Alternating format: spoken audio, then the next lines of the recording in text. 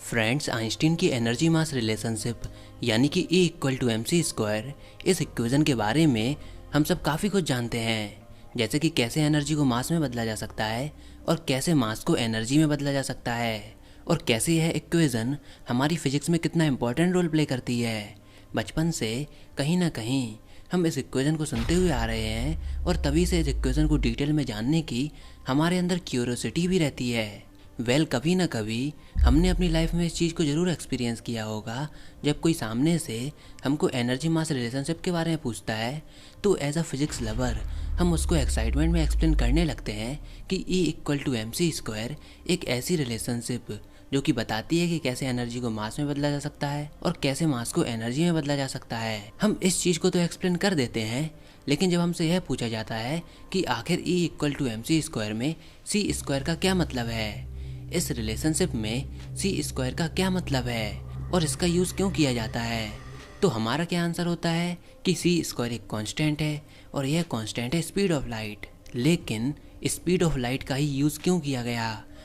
कुछ और भी तो हो सकता था, जैसे कि सी की पावर 4, सी की पावर 3 या फिर अकेला सी, कुछ और भी तो हो सकता था। और इन सब सवालों को सुनकर कि आखिर E equal to M C square में सी स्क्वायर का क्या मतलब है और सी स्क्वायर ही क्यों है, कुछ और क्यों नहीं, कुछ और भी तो कांस्टेंट हो सकता था, जैसे कि ग्रेविटेशनल कांस्टेंट, लेकिन स्पीड ऑफ लाइट ही क्यों? तो जो कोई भी हमसे यह सवाल पूछता है वह हमसे कहता है कि आप इसको फाइंड करके आइए। मेरे टीचर ने भी मुझसे यही सेम सवाल पूछा था, लेकिन मैं उसका आंसर फाइंड नहीं कर पाया। और जब मैंने यही सेम सवाल अपने टीचर से पूछा तो उन्होंने मुझको इसका आंसर नहीं दिया। और आई थिंक यही सेम सवाल किसी न किसी ने आपसे ज़रूर पूछा होगा और शायद आप भी इसका जवाब नहीं दे पाए होंगे। वैसे आपने YouTube पर काफ़ी सारी वीडियोस देखी होंगी E equal to M C square के ऊपर, लेकिन आप बताइए कि उन वीडियोस में कितनी ऐसी वीडियोस हैं जिसमें आपको यह एक्सप्लेन किया गया हो कि सी स्क्वायर का क्या मतलब है और सी स्क्वायर का ही क्यों यूज़ किया गया। हम सब यह तो एक्सप्लेन कर देते हैं कि E equal to M C square क्या है, लेकिन हमें यह एक्सप्लेन नहीं कर पाते कि आखिर सी स्क्वायर का क्या मतलब है, इसका क्यों यूज़ किया गया, क्या उसकी जगह पर कोई और कांस्टेंट यूज हो सकता था। तो आज की इस वीडियो में हम यही जानेंगे। तो चलिए स्टार्ट करते हैं। दरअसल इस क्वेश्चन के दो पार्ट हैं। पहला part E equal to M C square में सी स्क्वायर यानी कि वेलोसिटी के फैक्टर का ही क्यों स्क्वायर किया गया, और दूसरा पार्ट कि वह वेलोसिटी केवल स्पीड ऑफ लाइट ही क्यों है, कोई और क्यों नहीं। तो पहले पार्ट का आंसर कि वेलोसिटी के फैक्टर का ही क्यों स्क्वायर किया गया, तो मैं आपसे कहना चाहूँगा कि हम में से ज़्यादातर लोग फिजिक्स में यूनिट्स को वैल्यू नहीं देते। जैसे चलिए E equal to M C square को देखिए। यहाँ पर E एनर्जी है, M यानी कि मास जिसकी यूनिट होती है किलोग्राम, C यहाँ पर स्पीड है जिसकी यूनिट होती है मीटर पर सेकंड, लेकिन यहाँ पर C स्क्वायर है तो उसकी यूनिट क्या होगी, मीटर स्क्वायर पर सेकंड स्क्वायर, यानी कि टोटल एनर्जी की यूनिट क्या हुई, किलोग्राम मीटर स्क्वायर पर सेकंड स्क्वायर। अब इसको आप ध्यान से नोट कर लीजिए, यह तो बात थी E equal to M C square की। हालांकि यह भी एक एनर्जी की यूनिट है। अब क्या एक ही तरीके की एनर्जी होती है? जी नहीं, बिल्कुल नहीं। तो चलिए हम दूसरी एनर्जी को लेते हैं। मान लीजिए काइनेटिक एनर्जी। काइनेटिक एनर्जी का फॉर्मूला होता है हाफ एम बी स्क्वायर। यहाँ पर m मास है जिसकी यूनिट होती है किलोग्राम, v यहाँ पर वेलोसिटी है जिसकी यूनिट होती है मीटर पर सेकंड, लेकिन यहाँ पर v स्क्वायर है तो उसकी यूनिट क्या होगी, मीटर स्क्वायर पर सेकंड स्क्वायर। अब हम टोटल काइनेटिक एनर्जी की यूनिट को देखेंगे तो उसकी यूनिट क्या होगी, किलोग्राम मीटर स्क्वायर पर सेकंड स्क्वायर। और ये क्या हुआ, यह तो बिल्कुल वैसी ही यूनिट है जैसी एनर्जी की यूनिट हमने E equal to M C square में कैलकुलेट की थी। चलिए इसको भी आप नोट कर लीजिए। अब हम एक और टाइप की एनर्जी को देखते हैं, जैसे मान लीजिए पोटेंशियल एनर्जी। पोटेंशियल एनर्जी का फॉर्मूला होता है mass into gravity into height. Mass की यूनिट होती है किलोग्राम, ग्रेविटी यहाँ पर स्मॉल g है जो कि होता है एक्सेलरेशन ड्यू टू ग्रेविटी, और इसकी यूनिट होती है मीटर पर सेकंड स्क्वायर। हाइट की यूनिट होती है मीटर, तो अब टोटल पोटेंशियल एनर्जी की यूनिट क्या हुई, किलोग्राम मीटर स्क्वायर पर सेकंड स्क्वायर। और यह क्या, यह तो बिल्कुल वैसी ही यूनिट है जैसी काइनेटिक एनर्जी की हमने कैलकुलेट की थी, और बिल्कुल वैसी ही यूनिट है जैसी हमने E equal to M C square में कैलकुलेट की थी। तो आई थिंक अब आपको थोड़ा थोड़ा क्लियर हो रहा होगा कि वेलोसिटी का स्क्वायर यानी कि सी स्क्वायर का ही यूज़ क्यों किया गया। तो यानी कि फिजिक्स में कोई भी फॉर्मूला एनर्जी के टर्म्स में लिखा हुआ हो तो उसमें मास और किसी स्पीड की यूनिट का स्क्वायर जरूर मौजूद होगा। तो अगर आप इस चीज़ पर सवाल उठाते हो कि E=mc² में c² क्यों है, तो आपको इस चीज़ पर भी सवाल उठाना होगा कि काइनेटिक एनर्जी में v² क्यों है, और फिर अल्टीमेटली पोटेंशियल एनर्जी पर भी यही सवाल उठेगा। यानी कि फिजिक्स में जब भी हम एनर्जीज़ की बात करते हैं तो मास के इन्वॉल्वमेंट के साथ यूनिट वाइज स्पीड के स्क्वायर को भी मौजूद होना होगा। और यही चीज़ मैंने आपको ऊपर यूनिट वाइज प्रूव करके भी दिखाई है। यानी कि एनर्जी की यूनिट को सही रखने के लिए इस फैक्टर में स्पीड के स्क्वायर को मौजूद होना होगा, और वह स्पीड क्या होगी? Speed of light. अब दूसरा सवाल कि स्पीड ऑफ लाइट ही क्यों? तो थ्योरी ऑफ रिलेटिविटी इस आइडिया पर बेस्ड है कि सारे ऑब्जर्वर, कोई फ़र्क नहीं पड़ता कि कितना फास्ट वो मूव कर रहे हों, वह सेम फिजिकल लॉज को ऑब्जर्व करेंगे। और यहाँ पर केवल एक ही स्पेशल स्पीड मौजूद है जो कि सारे ऑब्जर्वर सेम मेजर करेंगे, और वह स्पीड है स्पीड ऑफ लाइट। चलिए मैं आपको इसको ड्राइव करके बताता हूँ कि आखिर स्पीड ऑफ लाइट ही क्यों। तो आइंस्टीन ने हमको काफ़ी सारे फार्मूले दिए, जैसे कि टाइम डायलेशन, लेंथ कॉन्ट्रैक्शन, और उन्हीं में से एक फार्मूला है रिलेटिविस्टिक मास का, m=m0/√1 - v²/c²। यहाँ पर m0 उस बॉडी का रेस्ट मास है, यानी कि जब बॉडी रुकी हुई हो उस समय उस बॉडी का मास। m यहाँ पर रिलेटिविस्टिक मास है, यानी कि जब वह बॉडी मूव कर रही हो किसी वेलोसिटी के साथ, तो आइंस्टीन ने बताया कि उसका मास कांस्टेंट नहीं रहता, वह इंक्रीज होता है, और तब हम उस मास को बोलते हैं रिलेटिविस्टिक मास, और उसका फॉर्मूला यह रहा।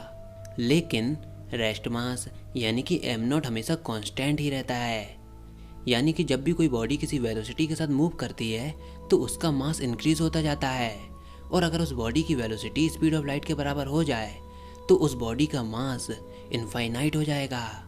और आई थिंक आपको यह फैक्ट पता ही होगा। तो जिस तरह रेस्ट मास होता है उसी तरह रेस्ट एनर्जी भी होती है। तो अब मैं यह मान लेता हूँ कि आप इस चीज़ को एक्सेप्ट कर चुके हैं कि किसी भी पार्टिकल की रेस्ट एनर्जी उसके मास और किसी कांस्टेंट के मल्टीप्लिकेशन के बराबर होगी, यानी कि रेस्ट एनर्जी =k/m।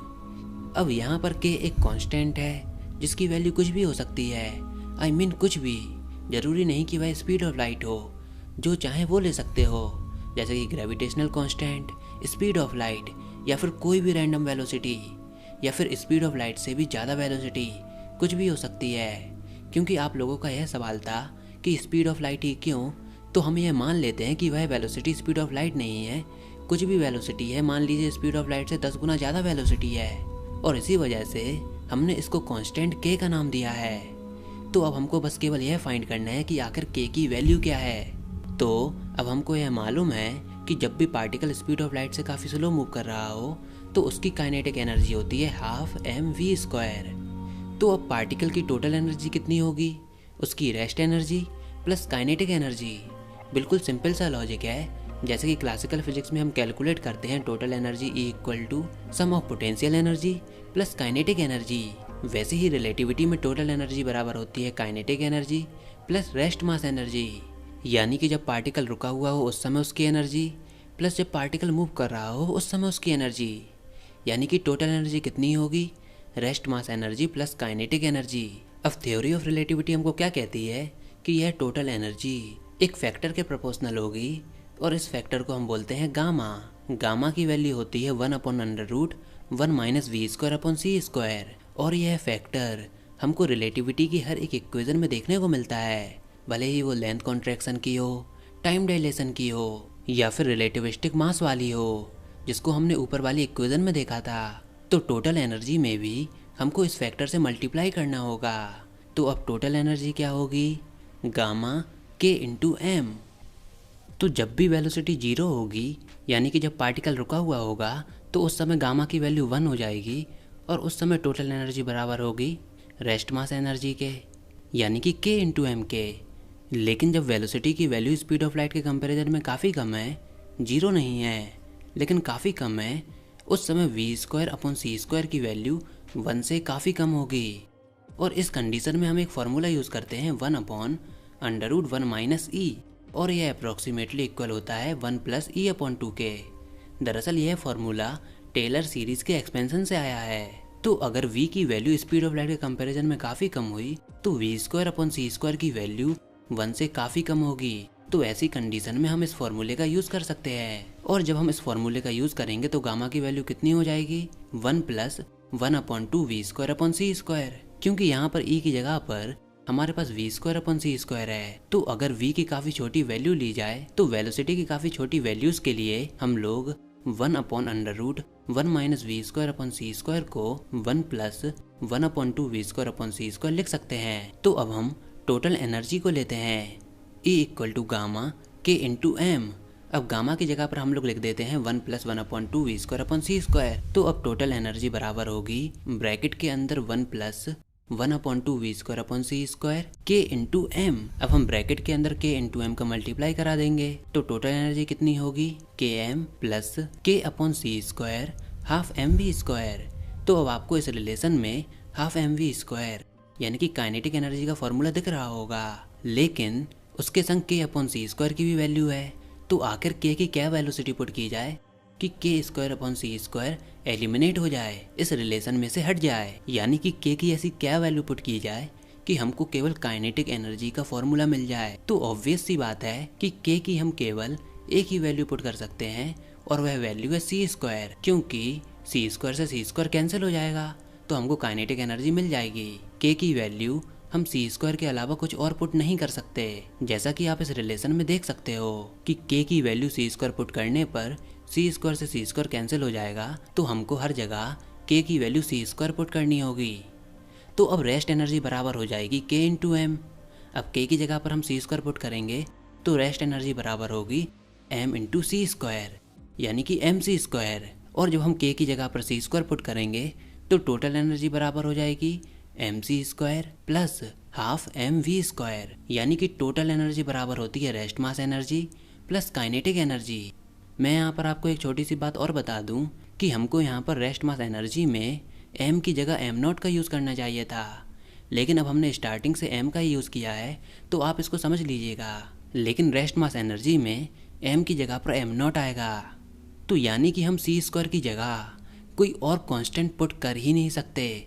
हमने करने की कोशिश की, c² की जगह हमने एक कांस्टेंट k ले लिया और उस कांस्टेंट की वैल्यू कुछ भी हो सकती थी, लेकिन एंड में आकर हम एक ऐसी कंडीशन में फंस गए जहाँ पर हम k की वैल्यू c² के अलावा कुछ और पुट कर ही नहीं सकते।